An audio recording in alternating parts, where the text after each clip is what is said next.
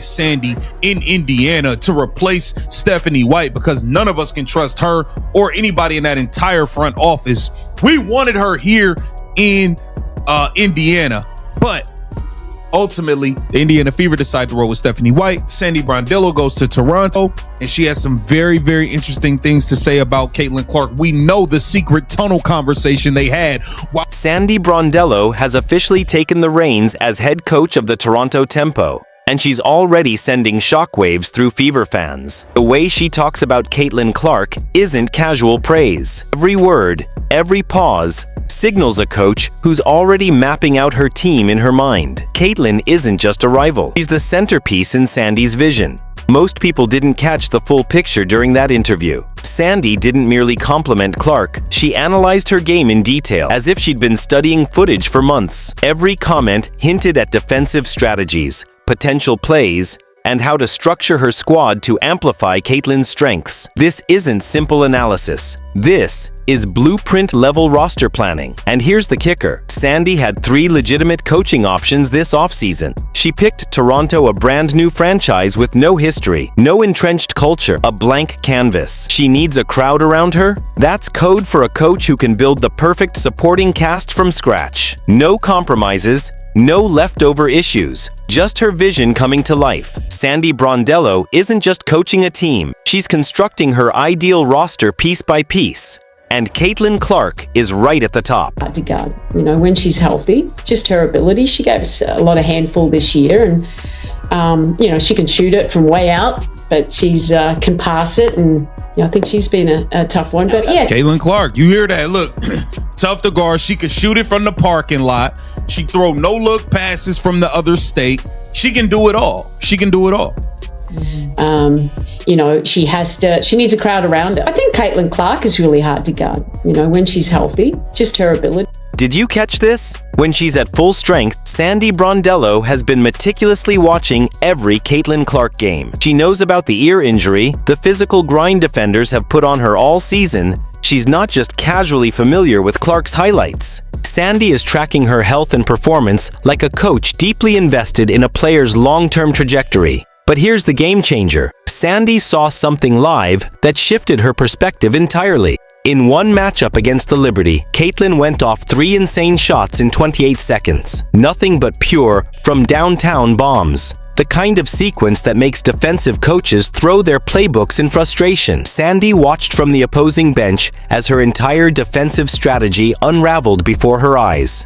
When a coach witnesses that level of talent up close, analytics and scouting reports only go so far. Reality hits differently, and it breeds obsession. Sandy even admits it in the interview.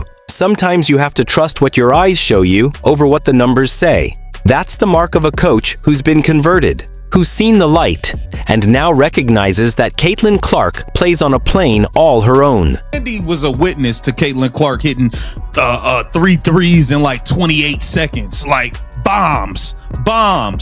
You know what I'm saying? So Sandy know what time it is. She know what time it is. She's just made 5, shots. What? No, let's change it. That's when I'm like, I always say analytics, it's great information. It gives you knowledge, but then sometimes you got to see what. Yeah, non-shooter. She can't shoot it, and they make 3 in a row. I'm human-driven, dead serious, and fully informed. Write that down. That's not just a casual coaching mantra. It's a clear declaration. Sandy Brondello isn't about spreading talent thin. She builds her teams around elite players. She's laying the groundwork for a culture designed to let a star like Caitlin Clark thrive. Now let's talk about the infamous secret tunnel conversation. This is where things get truly remarkable. During the playoffs, while Sandy was still leading the Liberty, there was a private off-camera meeting. Caitlin Clark, Sandy Brondello, and Caitlin's agent, alone in the tunnel. No press. No cameras, just 3 people having a conversation that wasn't casual. The timing is critical. This was during the playoffs, when every second counts and coaches are fully absorbed in their own teams. So why would Sandy take the time for an extended private discussion with a player from another franchise? Think about it. Caitlin's agent was present. Agents don't attend casual chats. They appear when business is being discussed, when futures are being mapped, when strategic relationships are being formed. This wasn't small talk. It was a clear signal of Sandy's long-term vision and the type of roster culture she's determined to build. where do you feel like I'll have the most support and to build something special? And I think that's when it back to is like partnership. I felt I could have had a great partnership in all three, to be quite honest, and just that partnership. What's their vision, obviously for the team, the roles and the alignment that we have. I think that was really a big thing. But just people, and then city, and then what's the opportunity, what's the challenge that's ahead of me. So I think that all went into it, and it was hard, but I feel really happy with the decision I made.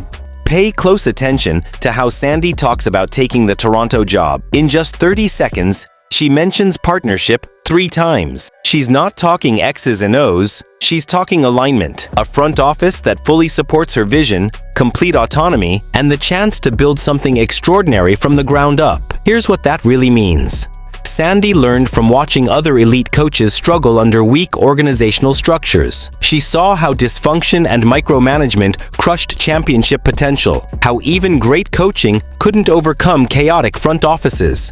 She's not repeating that mistake. Toronto offered her what Dallas and other teams couldn't: total control, a clean slate, major market resources, and ownership eager to make a splash. They're ready to back her unconditionally, whether that means pursuing a franchise player or swinging big in free agency. Now connect the dots. First comes the secret tunnel conversation with Caitlin Clark and her agent. Then Sandy signs with an expansion team with maximum flexibility cap space, draft assets, and every incentive to go all in. This isn't luck. It's a calculated, long-term strategy. So yeah, let's take a look at what some things Caitlin Clark had to say in regards to Lisa Bluter and stuff like that. I'm Caitlin Clark, and we are here to talk about women that have inspired me to become myself.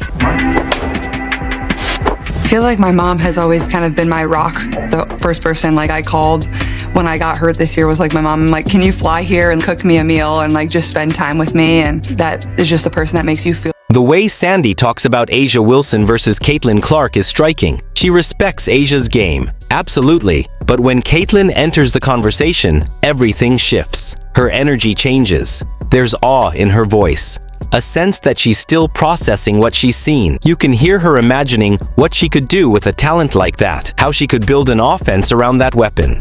Here's a key insight most people miss. Coaches don't usually lavish praise on players from other teams unless there's an ulterior motive. Standard diplomacy means generic compliments. Great player, tough competitor, good luck. But Sandy doesn't stop there. She breaks down Caitlin's strengths, highlights the challenges she poses, and even hints at how to maximize her impact. That's not diplomacy. That's admiration. That's desire. Meanwhile, look at Indiana. Fever fans begged for Sandy, recognizing her championship experience, modern approach, and respect for elite talent. Instead, they got Stephanie White and a front office mired in uncertainty, leaving fans frustrated and skeptical. The contrast is stark. On one side, Toronto offers Sandy total control, full organizational support, and a city primed to embrace a superstar. On the other, Indiana faces front office drama, coaching instability, and disillusioned fans. It's a textbook example of how environment shapes opportunity. Toronto is crafting a stage for Caitlin, while Indiana risks losing her to dysfunction. I feel like my mom has always kind of been my rock.